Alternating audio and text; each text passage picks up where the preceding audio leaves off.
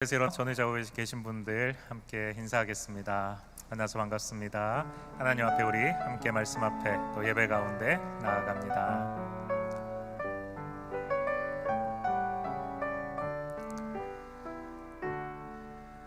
네, 우리 하나님께서 우리 모두를 축복하시고 또 우리 하나님 앞에 드리는 예배를 기뻐하실 줄 믿습니다. 한번 같이 기도하겠습니다. 하나님 아버지, 은혜를 감사합니다. 우리 가운데 임재하여 주시고 우리 가운데 주의 영으로 함께하여 주셔서 우리에게 주의 말씀을 주시고 또 그 말씀이 우리에게 원하시는 것을 깨닫게 해주시고 주님의 말씀대로 살아가고자 하는 굳은 결단이 있게 하여 주셔서 이곳에서 받은 은혜로 힘을 얻고 또 세상을 향하여서 달려나가서 주님의 영광 돌리는 삶을 살아갈 수 있도록 주여 도와주시옵소서. 오늘 이 시간 주시는 말씀이 바로 그와 같은 힘과 능력의 말씀 되게 해 주옵소서. 예수님의 이름으로 기도합니다. 아멘. 저는 성경에서 이 성전 미문 앞에서 날마다 구걸하던, 나면서부터 걷지 못하던 이 장애를 가졌던 이 중년의 남자에 관한 이야기를 읽을 때마다 한 형제가 생각납니다. 바로 닉 부이치치라는 형제입니다. 언젠가 제가 그를 직접 보았을 때 큰 충격을 받았습니다. 그도 그럴 것이 이 형제는 태어날 때부터 팔다리가 없이 태어났기 때문입니다. 닉이 이렇게 얘기합니다. 제가 태어났을 때 간호사들은 모두 울었고 아버지는 신음했고 어머니는 저를 보고 싶지 않다고 했습니다. 어머니가 저를 받아들이기까지는 4개월이라는 시간이 걸렸습니다. 저는 8살 때부터 삶을 포기하려고 여러 번 자살 시도를 했습니다. 아무 소망 없어 보이는 바로 이 닉 부이치치의 삶에 하나님이 허락하신 축복이 있었습니다. 그것은 바로 그의 부모였습니다. 특별히 믿음의 아버지였던 그의 아버지 보리스 부이치치가 그에게 하나님이 허락하신 큰 축복이었습니다. 하나님께 대한 믿음과 확신을 가지고 있다라고 생각했던 그런 부부였지만 막상 닉이 태어나서 이 고난이 현실이 되어서 그들에게 찾아오자 하나님께 대한 분노, 왜 이런 일이 일어났는가 하는 절망, 그것으로 인해서 믿음이 뿌리채 흔들리는 것을 경험했다고 이야기합니다. 그리고는 이 부부는 이 닉을 데리고 세상과 담을 쌓고 하나님께 대해서 원망하며 스스로를 고립시켰다고 합니다. 이 아버지가 그리고 어머니가 닉이 불완전하게 태어나지 않았다, 하나님께서 이 아이를 완벽하게 창조하셨다라고 인정하기까지는 이들은 굉장히 힘겹고 고통스러운 시간을 보내야만 했다고 합니다. 그러다가 이 아이가 불완전한 것이 아니라 이 아이를 바라보는 자신들의 시각이 틀렸다는 사실을 비로소 나중에야 깨닫게 되었다라고 합니다. 이제 이 닉은 전 세계를 다니면서 장애인들과 청소년들에게 복음을 전합니다. 그리고 그들에게 소망을 외칩니다. 바로 이런 메시지입니다. 예수님이 찾아와 주셨습니다. 말씀으로 저를 위로해 주셨습니다. 참된 위로는 수평적인 그 어떤 것으로부터 오는 것이 아니라 위로부터 오는 것입니다. 팔다리 없는 저를 통해서 하나님이 일하기 시작하셨습니다. 팔과 다리가 없는 것은 하나님의 영광에 비하면 아무것도 아닙니다. 여러분, 저처럼 믿고 자유를 얻으시기 바랍니다. 부끄러워하지 마십시오. 예수님은 당신의 모든 아픔과 슬픔을 아십니다. 이런 메시지를 세상을 향해서 외치고 있습니다. 여러분, 이것이 예수님을 만난 자, 예수님과 함께하는 자, 예수님으로 말미암아 거듭난 자가 외칠 수 있는 바로 그 복음이 아니겠습니까? 남들이 나를 어떻게 보는지, 내 자신이 나를 어떻게 생각하는지가 아니라 나를 만드신 바로 그 하나님께서 나를 어떻게 보시는가 하는 그것이 중요합니다. 복음이, 예수 그리스도의 십자가와 부활의 그 복음이 바로 이것을 가능하게 합니다. 말씀을 통해서 닉이 하나님의 마음을 깨닫게 되었을 때 하나님께서 팔다리가 없는 이 닉을 통해서 일하기 시작하셨습니다. 그를 통해서 수많은 청소년들이 자살하려는 충동을 이겨내고 예수님을 구주로 믿고 예수님을 따르는 일이 일어나고 있습니다. 또 많은 장애인들과 그 부모들이 새 소망을 갖게 됩니다. 이러고 나면서부터 없던 그 팔다리가 예수님을 만나고 복음을 들었다고 해서 기적적으로 다시 생겨나는 일은 그에게 아직까지 일어나지 않았습니다. 그러나 팔다리가 있는 사람도 할 수 없는 그 놀라운 주님의 복음의 증인이 될 수 있도록 하나님께서 닉을 일으켜 세우시고 그를 사용하고 계십니다. 닉 부이치치는 그의 말을 통해서 그리고 그가 보여주고 있는 삶을 통해서 예수의 이름을 말하고 가르치는 증인의 삶을 살아가고 있습니다. 얼마나 놀라운 일입니까? 복음이 한 사람을 그의 육체의 제한에도 불구하고 자유케 하는 놀라운 일을 우리는 목격하고 있는 것이죠. 그러나 여러분, 세상은 이와 같은 놀라운 복음, 예수의 이름을 우리의 입에서 결코 나오지 못하게 하려고 우리의 입을 막으려고 합니다. 지난주 우리가 읽었던 본문 기억하시죠? 사도행전 4장 18절과 19절에서 관리들과 장로들과 제사장들이 복음을 전하고 예수의 이름으로 평생 동안 걷지 못하던 이 장애인을 일으켰던 베드로와 요한에게 이렇게 말합니다. 이것이 민간에 더 퍼지지 못하게 그들을 위협하여 이후에는 이 이름으로, 예수의 이름으로 아무에게도 말하지 말게 하자 하고 그들을 불러 경고하여 도무지 예수의 이름으로 말하지도 말고 가르치지도 말라, 이렇게 얘기합니다.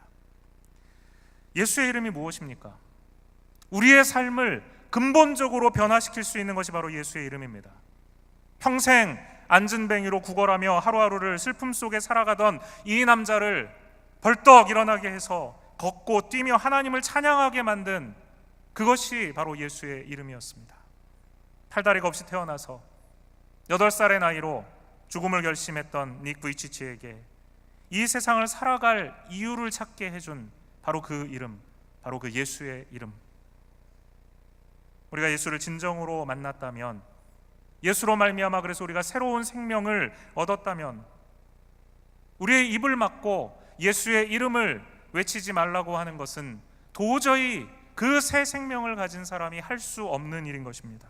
우리는 예수의 이름을 증거하지 않을 수 없는 그와 같은 하나님의 허락하신 새로운 생명을 소유한 자들이기 때문입니다. 그러나 세상은 우리의 입을 막고 착한 일을 하면 어떤 일이라도 다 해도 좋지만 예수의 이름만은 말하지 말라고 말합니다. 이유가 무엇입니까?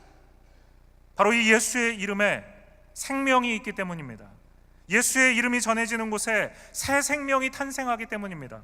예수의 이름이 전해지는 곳에 사단에 쌓아왔던 모든 세력들이 무너지는 일이 일어나기 때문입니다. 예수님의 이름이 외쳐지는 곳에 하나님의 나라가 확장되어지는 복음의 역사가 일어나기 때문입니다. 그래서 사탄은 무슨 수를 써서라도 성도의 입을 막고 교회를 침묵하게 만들어 예수의 이름을, 그 복음을 말하지 못하게 하려는 것입니다. 여러분, 첫 교회, 처음 예수 그리스도를 따르게 된 이 첫 제자들에게만 이와 같은 일이 일어났습니까? 아닙니다. 지금도 세상은 성도들이, 교회가 예수의 이름을 말하는 것을 싫어합니다. 버지니아에 있을 때 제가 공립학교 교사였던 한 형제를 알게 되었습니다. 이 형제가 굉장히 예수 그리스도를 사랑하는 형제였습니다. 마음에 복음에 대한 열정이 있었어요.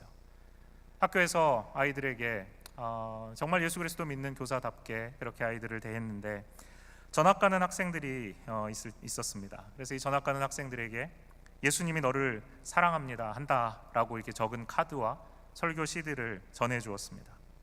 그런데 바로 이것 때문에 이 형제가 한 부모로부터 고소를 당했습니다. 그리고 학교에서 결국 파면되었습니다. 이것이 지금 우리가 살아가고 있는 바로 현실입니다. 세상은 지금 1세기 바로 이때 첫 교회, 첫 제자들이 있을 그때나 지금 우리가 살아가고 있는 지금이나, 그리고 우리 앞으로 우리의 다음 세대들이 살아갈 미래에나 동일하게 여전히 예수의 이름을 말하고 예수의 이름을 가르치는 것을 싫어합니다. 그렇다면 예수의 이름을 말하는 것을, 증거하는 것을 막는 이런 악한 세상 속에서 교회와 제자들은 어떻게 해야 할까요? 우리는 어떻게 해야 할까요? 사도행전 4장 19절과 20절에 사도들은 담대하게 이렇게 얘기합니다. 그들에게 입을 막으라고, 그들의 입을 닫고 예수의 이름으로 말하지 말라고 하는 세상을 향해서 사도들은 이렇게 얘기합니다. 하나님 앞에서 너희의 말을 듣는 것이 하나님의 말씀을 듣는 것보다 옳은가 판단하라. 우리는 보고 들은 것을 말하지 아니할 수 없느니라. 사도들이 이렇게 말하면서 예수의 이름을 말하지 말라는 그 세상의 위협에 굴하지 않고 완강하게 저항합니다. 제사장과 장로들은 병든 사람이 나은 기적을 본 사람들이 혹시라도 자기가 이 사도들을 위해하게 되면 그들이 큰 문제를 일으킬까 봐 그들의 반응이 두려워서 어쩔 수 없이 베드로와 요한을 놓아줍니다. 그리고 이렇게 노임받은 두 사도는 다른 제자들에게 돌아갑니다. 성경을 보면 그들의 동료들에게 돌아갔다라고 되어 있습니다. 그리고 나서 그 동료들, 그 제자들에게, 첫 성도들에게 관리들이, 대제사장이, 제사장들이, 그리고 이 종교 지도자들이 어떤 말로 그들을 위협했는지 하나도 빼놓지 않고 우리가 읽은 이 말씀 그대로를 그들에게 다 전해줍니다. 이 말을 듣고 제자들이 무엇을 했는 줄 아십니까? 그들이 받은, 지금 교회가 받고 있는 이 위협 앞에 그들이 어떤 선택을 했겠습니까? 바로 이것이 오늘날 이 세상 속에서 믿음의 길을 걸어가면서 예수의 이름을 증거해야 할 사명을 받은 우리가 역시 해야 할 행동입니다. 세상의 위협 앞에 사도들이 택했던 행동, 제자들이 택했던 그 첫 번째 행동, 그것이 오늘날 이 세상 가운데 예수의 이름을 말하지 못하도록 우리의 입을 막고 있는 세상을 향해서 우리가 해야 할, 역시 우리가 붙잡아야 될 첫 번째 행동, 바로 그 행동입니다. 그것은 무엇입니까? 24절 말씀을 우리 한번 함께 읽어보았으면 좋겠습니다. 24절 말씀입니다. 그들이 듣고 한 마음으로 하나님께 소리를 높여 이르되 대주제여 천지와 바다와 그 가운데 만물을 지은 이시오. 무엇을 하고 있습니까? 그들이 듣고 한 마음으로 소리를 높여 기도하고 있습니다. 간절히 기도하는 것입니다. 세상의 위협을 받을 때 하나님의 자녀들이, 하나님이 세우신 그리스도가 주인 되신 교회가 해야 될 가장 중요한 첫 번째 행동은 바로 기도입니다. 오늘 우리에게도 마찬가지입니다. 바로 이 기도가 이 세상 가운데 그리스도의 증인으로 살아가야 할 우리에게 주어진 제일 먼저 해야 할 가장 중요한 행동입니다. 예수의 이름을 말하지도 가르치지도 말라고 위협하면서 제자들의 입을, 교회의 입을 막으려는 세상을 향해서 교회는 무엇으로 저항할 수 있습니까? 교회가 이 세상에 저항할 수 있다면 어떤 무기를 가지고 이 세상에 저항할 수 있습니까? 바로 기도입니다. 합심하여 한 마음으로 간절히 기도합니다. 바로 이 기도를 통해서 교회는 세상을 대적합니다. 지금도 마찬가지입니다. 예수의 이름을 말할 때, 예수의 이름을 우리의 삶으로 보여주려고 할 때, 복음을 우리의 말과 우리의 행동을 통하여서 전파하려고 할 때 세상이 우리를 바라보면서 박수치며 격려해 주지 않습니다. 오히려 우리의 입을 막고 복음을 증거하지 못하게 합니다. 이 위협 앞에 우리는 용기를 잃을 수 있습니다. 이 위협 앞에 우리는 좌절할 수 있습니다. 그리고 더 이상 복음을 전파하는 일을 포기할 수 있습니다. 우리 스스로에게 이렇게 말할 수 있습니다. 믿음은 그냥 개인적인 거야. 다른 사람에게 내 믿음을 강요할 수는 없지.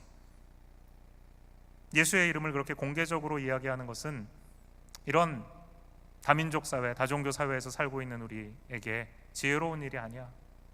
어쩌면 우리는 우리 스스로에게 이렇게 얘기하면서 내 믿음만 잘 지키면 되지 라고 생각하며 자기 합리화를 하며 신앙생활을 할지도 모릅니다.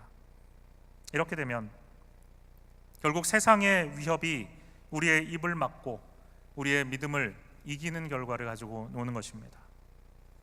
만약 지금 우리가 이런 상태라면 세상의 설득과 위협에 무릎 꿇지 않기 위해서 우리가 해야 되는 것이 하나 있습니다. 그것은 바로 첫 교회, 첫 제자들이 선택했던 바로 그 해결책, 한 마음으로 주님 앞에 기도하던 바로 그 해결책으로 돌아가는 것입니다. 그렇다면 초대교회 성도들이 했던 바로 이 기도는 어떤 기도였을까요? 어떤 기도였기 때문에 도대체 이 기도가 얼마나 큰 능력이 있길래 그 세상의 위협 앞에 굴하지 않고 성도들로 하여금 굳건히 서서 주 예수 그리스도 이름을 계속해서 전할 수 있게 했을까요? 오늘 우리에게도 이와 같은 기도가 정말 필요할까요? 어떻게 하면 그러면 우리가 초대교회 성도들이 드렸던 것 같은 이런 기도를 드릴 수 있을까요?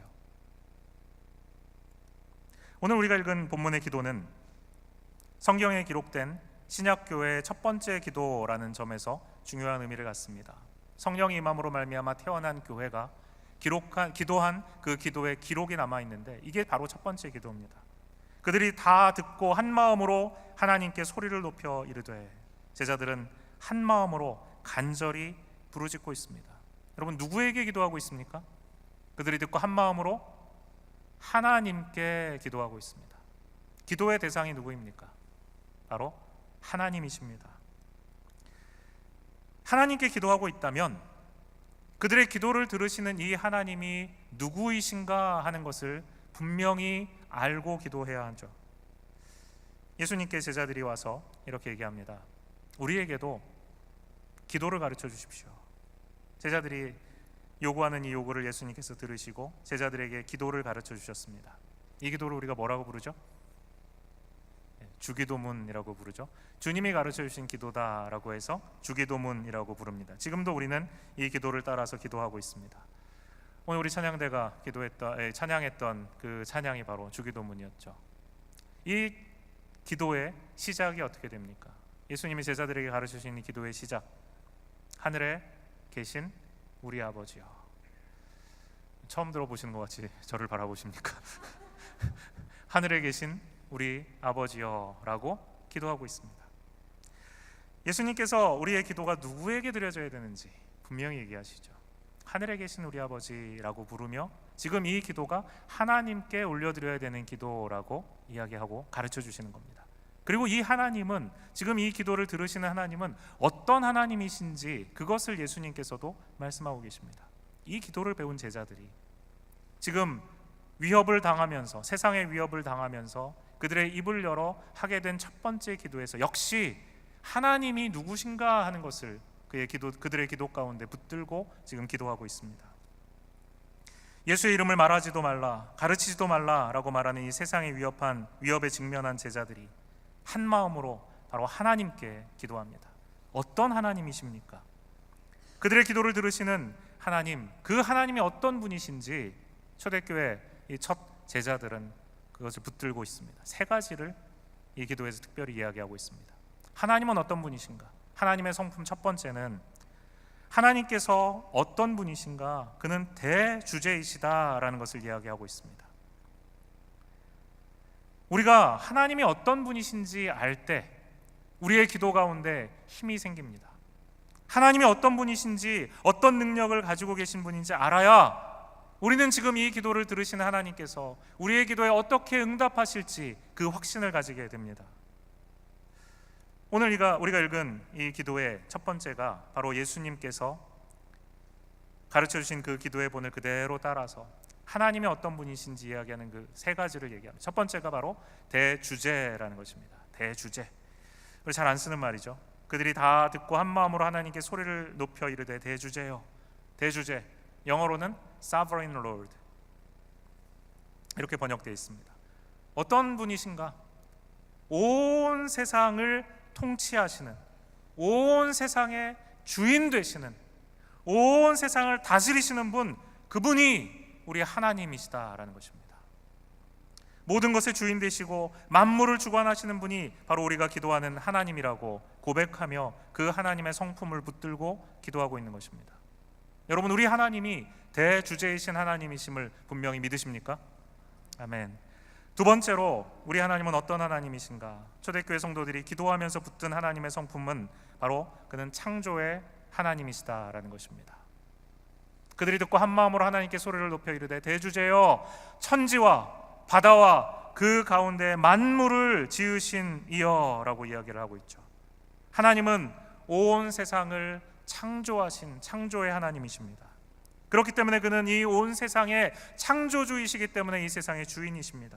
그리고 이 세상을 창조하셨기 때문에 오늘도 이 세상을 다스리는 권세를 가지신 분이라는 것입니다. 이것이 바로 두 번째, 우리 하나님이 이 온 세상의 창조주 되신다라는 사실입니다. 세 번째로 초대교회가 붙들었던 하나님의 성품은 바로 그가 말씀하신 모든 그의 말씀, 그의 예언을 말씀 그대로 다 이루시는 하나님이시다라는 것입니다. 25절에서 이렇게 얘기하죠. 우리 조상 다윗의 입을 통하여 성령으로 말씀하시기를 하나님이 말씀하셨다는 것입니다. 성령을 통하여 말씀하셨다는 것입니다. 그리고 그 말씀을 이루어 가신다는 것입니다. 28절에 하나님의 권능과 뜻대로 이루려고 예정하신 그것을 행하려고 이 성에 모였나이다 라고 얘기하죠. 하나님의 권능과 뜻대로 이루려고 하나님께서 이미 예정하신 것이 있다는 것입니다. 그리고 그 예정하신 대로 하나님의 말씀하신 대로 그것을 지금 이 땅에 이루고 계시다는 것입니다. 하나님은 이미 예수 그리스도가 머리 되시는 이 교회를 향해서 세상이 위협하고 세상이 그들에게 폭력을 행사하고 그래서 그의 종들인 예수의 제자들과 교회가 핍박당할 것을 말씀하셨습니다. 그리고 그 모든 것은 우연히 되어지는 것이 아니라 하나님이 실수하셨기 때문에 그런 일이 일어나는 것이 아니라 하나님의 계획 가운데 뜻 가운데 반드시 일어나야 될 일들이 지금 일어나고 있다라는 것을 믿는 것입니다. 세 가지의 하나님의 성품입니다. 하나님은 모든 것을 주관하시는 대주제이시고 하나님은 모든 것을 창조하신 주인 되신 창조주이시며 하나님은 그의 말씀대로 이루시는 계획하신 그대로 행하시는 하나님이시다라는 것입니다. 이 사실을 첫 교회의 제자들은 기도하면서 분명히 믿고 그것을 붙들고 바로 이와 같은 하나님께 기도하고 있습니다. 그렇다면 하나님을 이와 같이 이해하는 것이 그들의 기도에 그리고 우리 기도에 어떤 영향을 준다고 생각하십니까? 하나님이 방금 전에 여러분들이 아멘이라고 고백하신 것처럼 온 세상을 주관하시는 대주제이시라면 이 세상을 주관하는 것은 결코 지금 우리들을 자신들을 위협하고 있는 제사장과 장로들 세상이 아니라는 것이 분명합니다. 오직 하나님만이 이 세상의 대주제, 이 세상을 다스리는 분입니다. 세상의 위협은 그 앞에 아무것도 아니라는 것입니다. 하나님이 세상의 창조주시라면 지금 교회를 위협하고 있는 이 세상의 협박을 결코 두려워할 필요가 없습니다. 세상을 만드실 만큼 능력 있으신 하나님이시라면 그 하나님의 능력이 그의 교회와 성도들에게 함께 한다면 두려워할 것이 무엇이 있겠냐 하는 말입니다. 하나님이 말씀하신 그것을 모두 이루셔서 하나님이 계획하신 그 모든 뜰이 뜻이 합력하여 하나의 선을 이루게 하시는 바로 그 하나님이시라면 지금 교회가 직면하고 있는 이 세상의 위협과 핍박 역시 하나님의 뜻대로 이미 예정되었다는 사실을 분명히 믿어야 된다는 것입니다. 그렇다면 모든 일이 하나님의 계획대로 되어지고 있다는 사실을 분명히 믿을 수 있는 것입니다. 만약에 그렇다면 우리가 불안해야 할 필요도 염려해야 될 필요도 없다라는 것이 바로 이 초대교회 성도들의 기도가 가운데 붙들었던 하나님의 성품으로 말미암아 가졌던 확신이었습니다. 우리의 기도를 들으시는 하나님이 이와 같이 어떤 분인지 우리가 분명히 아는 것은 이처럼 우리가 큰 확신을 가지고 우리의 기도를 들으시는 하나님께 담대하게 기도할 수 있게 하는 힘이 됩니다. 여러분 삶 속에서 큰 어려움과 위기를 당할 때 어떤 기도를 하십니까? 아마 우리는 그 상황을 하나님 해결해 주십시오 라고 하나님께 그 문제를 가지고 나가게 될 것입니다. 경제적인 위기를 당할 때 그 경제적인 위기를 극복할 수 있게 해달라고 기도하죠. 예기치 못한 건강의 어려움을 만날 때 건강하게 해달라고 기도할 수 있습니다. 자녀들이 방황할 때 우리의 자녀들이 그 방황의 시기를 빨리 끝내고 돌아올 수 있게 해달라고 우리는 기도할 수 있습니다. 그리고 닉 부이치치 같이 자신의 힘으로 도저히 이겨낼 수 없는 고난 가운데 처할 때 우리는 이런 고난과 어려움을 이겨낼 수 있게 해달라고 하나님 앞에 기도할 수 있습니다. 그러나 초대교회 제자들의 기도는 좀 다릅니다. 여러분 29절 말씀을 한번 다시 같이 읽어볼까요? 시작. 주여 이제도 그들의 위협함을 굽어보시옵고 또 종들로 하여금 담대히 하나님의 말씀을 전하게 하여 주시오며. 초대교회 성도들은 하나님이 어떤 분인 줄 알았기 때문에 담대한 마음으로 기도할 수 있었다고 했습니다. 세상의 위협은 여전히 존재합니다.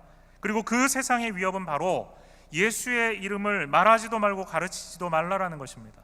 그 위험은 지금도 있고 앞으로도 점점 더 거센 핍박으로 다가올 것입니다.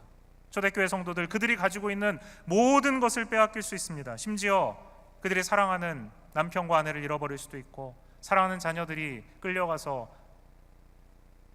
죽임을 당할 수도 있습니다. 이와 같은 고난과 어려움을 내다보고 있으면서도, 이 사실을 모르는 것이 아니면서도, 이 사실을 분명히 알면서도 제자들은 이런 위협과 고난을 피하게 해달라고 기도하는 것이 아닙니다. 오히려 세상이 지금 막으려고 하는 바로 그 일, 입을 열어 예수의 이름을 말하고 가르치는 일, 하나님의 말씀을 전하는 일, 그 일을 오히려 담대하게 할 수 있게 해달라고 기도하고 있습니다. 세상의 협박에 정면으로 맞서는 것입니다. 놀랍지 않습니까? 빈손으로 이민 와서 십수년을 새벽부터 밤까지 정말 온 힘을 다해서 일구었던 모든 사업을 하루아침에 날리고 모든 것을 잃어버린 한 집사님 가정이 있었습니다.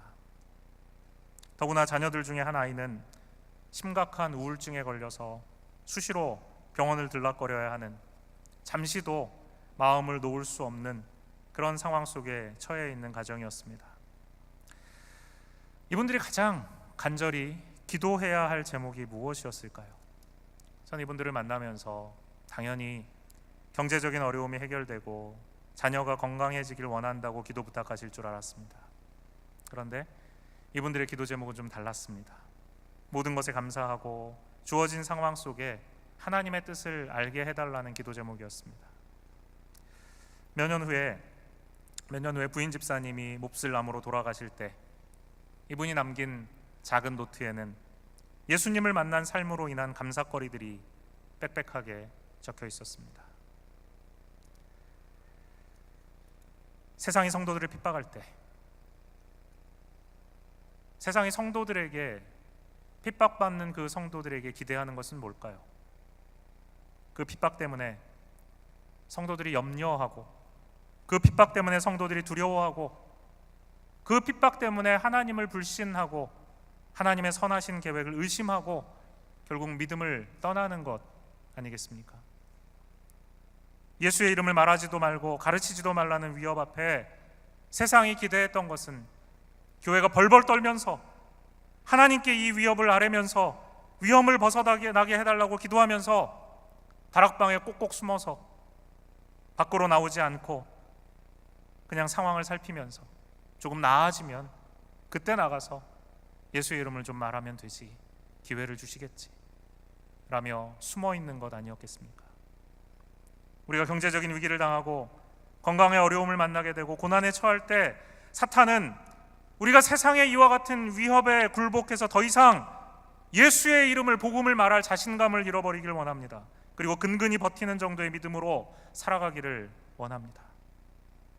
내 처지를 보라고, 이런 꼬라지에 어떻게 다른 사람들에게 예수 믿으라고, 예수의 이름, 복음을 전하며 살아갈 수 있겠냐, 이렇게 신세한탄하면서 위축된 채 하나님을 원망하며 살아가기를 원하는 것, 그것이 바로 우리를 위협하는 세상이 원하는 것 아니겠습니까? 그러나 초대교회 제자들은 결코 그런 선택을 할 수 없었습니다. 그들은 오히려 하나님 앞에 세상의 위협이 있는 것을 기억해달라고 외칩니다. 하나님, 세상이 우리를 위협하고 있습니다. 하나님 아시죠? 그리고 담대히 하나님의 말씀을 전하게 해달라고, 세상이 싫어하고 막으려고 하는 바로 그 일을 행하게 해달라고 기도하는 것입니다. 그리고 더욱 적극적으로 간절히 기도합니다. 30절 말씀에 손을 내밀어 병을 낫게 하시옵고 표적과 기사가 거룩한 종 예수의 이름으로 이루어지게 하옵소서. 하나님의 말씀을 전하고 예수의 이름으로 표적과 기사가 일어나게 해달라고 세상에 정면으로 저항하게 해달라는 기도를 그들은 하고 있습니다. 이렇게 세상과 당당하게 맞서는 이와 같은 용기가 도대체 어디에서 나올까요? 31절 말씀 한번 같이 보았으면 좋겠습니다. 한번 읽어볼까요? 빌기를 다음에 모인 곳이 진동하더니 우리가 다 성령이 충만하여 담대히 하나님의 말씀을 전하니라. 그들이 기도를 했습니다. 빌기를 다음에 기도를 마쳤습니다. 기도를 마치자 어떤 일이 일어났습니까? 모인 곳이 진동했습니다. 모인 곳이 흔들렸어요. 무슨 말입니까? 지금 사도들이 한 이 기도, 제자들이 모여서 한 이 기도가 하나님의 마음에 꼭 들었다는 것입니다. 하나님이 이 기도를 들으셨다는 사실을 땅을 흔들면서 보여주시는 것입니다.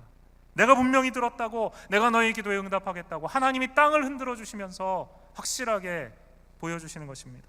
마치 하나님이 너희들 기도 참 잘했다 라고 말씀하시면서 고개를 끄덕이시는 것 같아요. 하나님이 고개를 끄덕이시면 땅이 막 진동하는 것 같아요.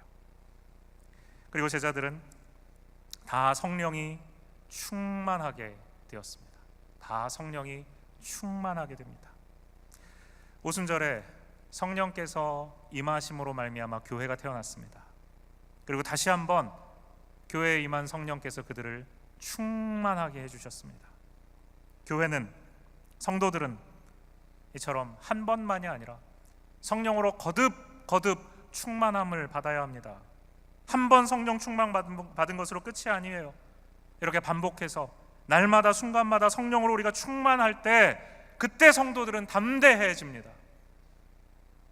세상의 위협이 아무리 거세도, 아무리 세상이 여러 가지 위협으로 나의 멱살을 붙잡고 세차게 바닥에 나를 내동댕이 치더라도 피를 흘릴 수는 있지만, 다칠 수는 있지만 그 위협에 굴복하지 않을 수 있는 것입니다.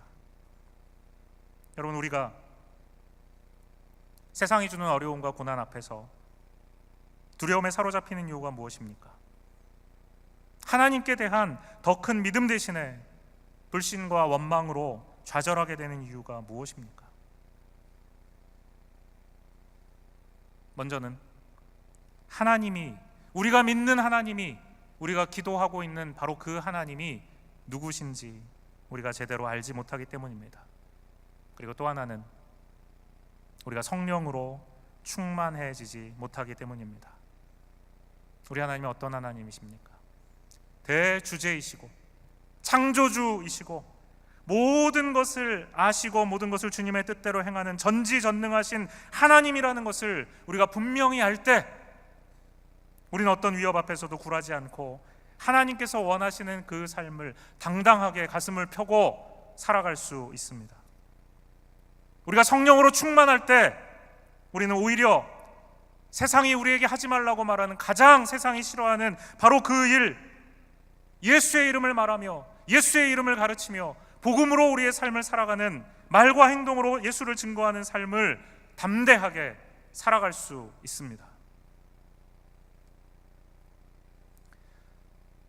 사내들인 공회에 끌려가서 위협을 받았던 사도 베드로가 이제 나이가 들었습니다. 그리고 그 후에, 이 일 후에 그의 사랑하는 성도들이 수도 없이 핍박받고 고통당하고 심지어 끌려가서 죽임당하는 것을 보았습니다.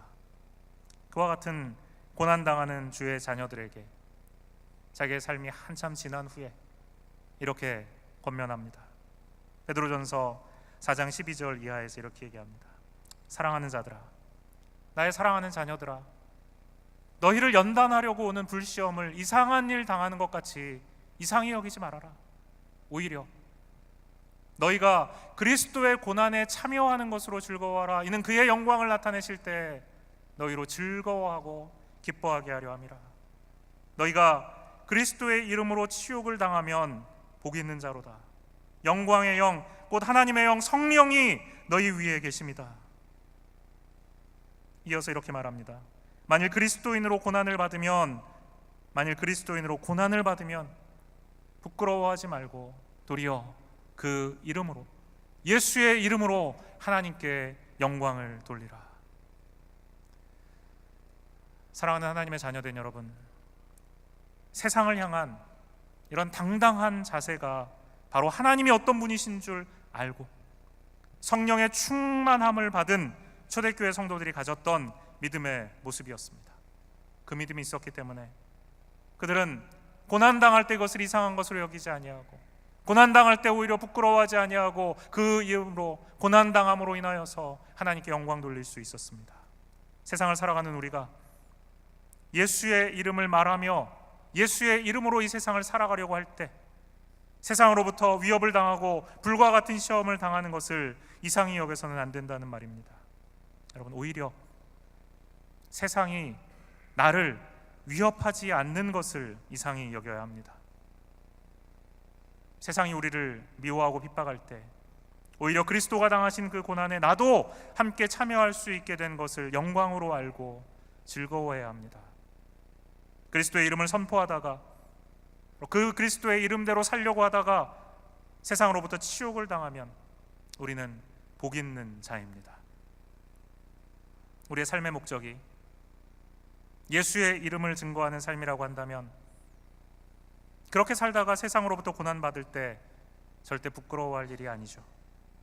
오히려 그 이름으로 하나님께 영광을 돌릴 수 있게 됩니다.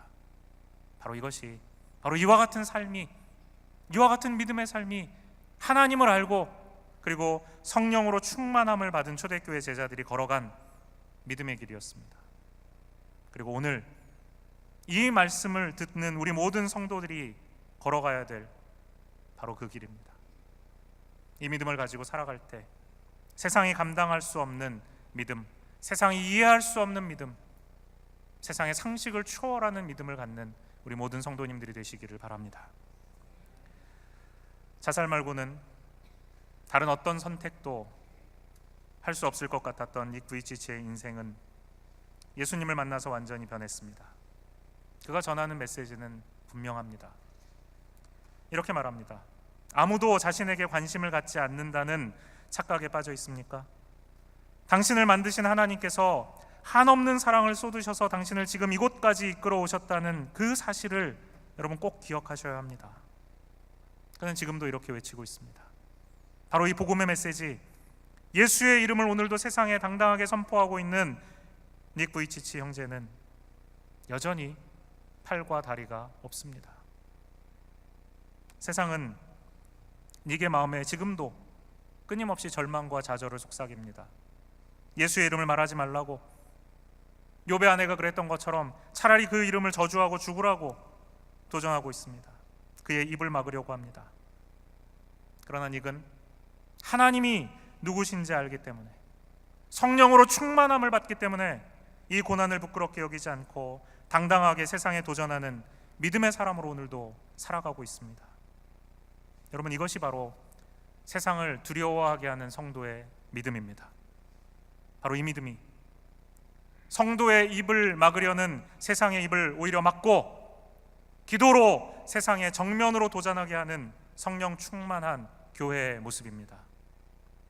그러므로 이제 우리 함께 우리의 믿음의 현주소를 확인하기를 원합니다.